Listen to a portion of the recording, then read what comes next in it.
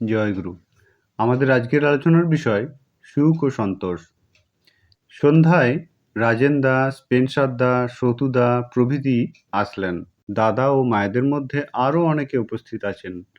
সুখ এবং সন্তোষ সম্বন্ধে কথা উঠল। পরমদয়াল শ্রী ঠাকুর জানিয়েছিলেন, সুখ একটা জিনিস আর সন্তোষ আরেকটা জিনিস। সুখ না থেকেও মানুষের সন্তোষ থাকতে পারে, আর সন্তোষ থাকলে সুখ না থাকলেও পুষিয়ে যায়। পরমদয়াল অবশ্য এর ব্যাখ্যাও দিয়েছেন।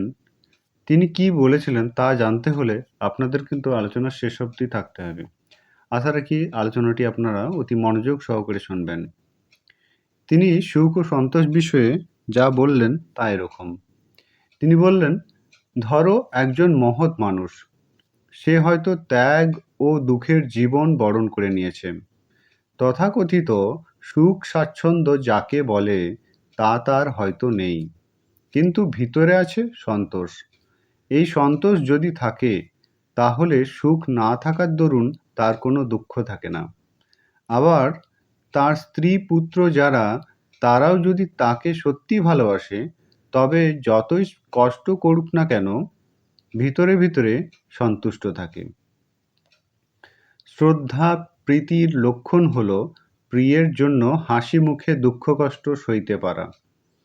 যেই বলল আত্মপ্রসাদ নেই, সেই বুঝবে স্নেহ বা প্রীতি নেই। কারো উপর ভালোবাসা থাকলে তার জন্য যত কষ্টই হোক না কেন, সেই কষ্টকে কষ্ট বলে মনে হয় না।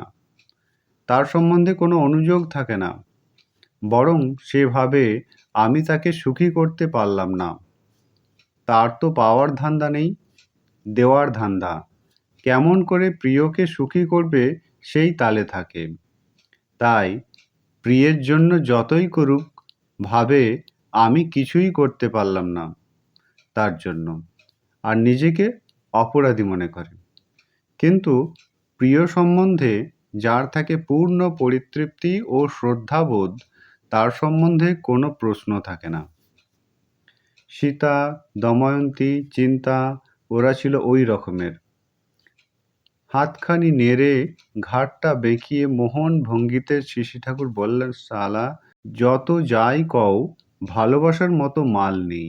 ভালো যে বাঁচতে পারে সেই রাজা।